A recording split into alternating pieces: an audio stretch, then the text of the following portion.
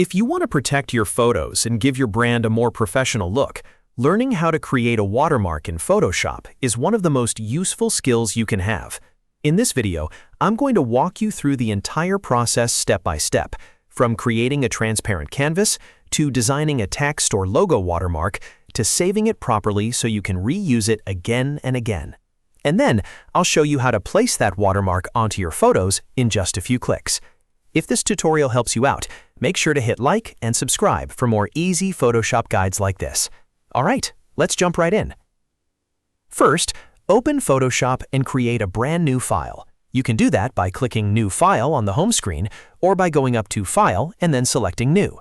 For your watermark, you want a square canvas that gives you enough room to work with, so set the dimensions to 1500 by 1500 pixels. That size gives you a nice high-resolution workspace without being too large or too small.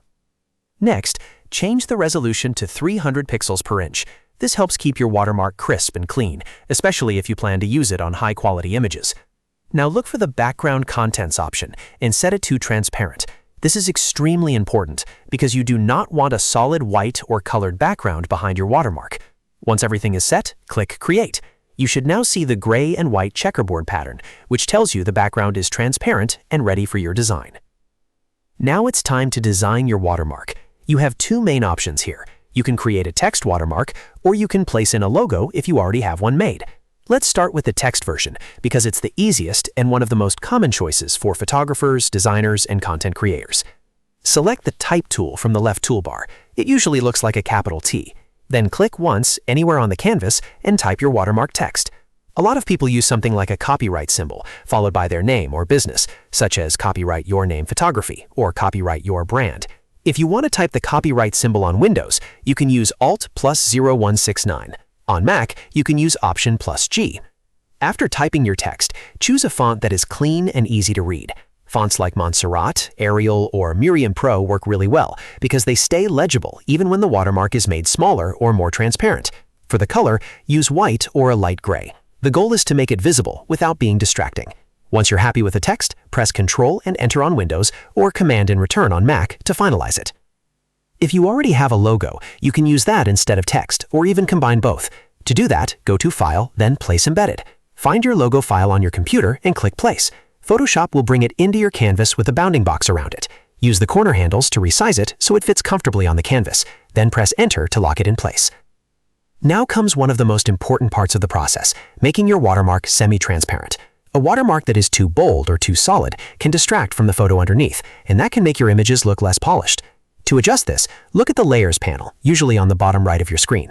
Click on your text layer or logo layer to select it, then find the opacity slider at the top of the Layers panel.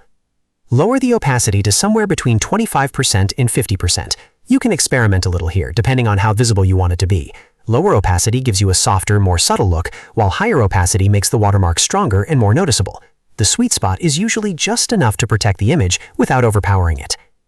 Once your watermark looks good, the next step is to save it properly so you can use it again later. This is where a lot of people make a mistake and save it in the wrong format. Go to File, then Save a Copy. When the file format options appear, choose PNG.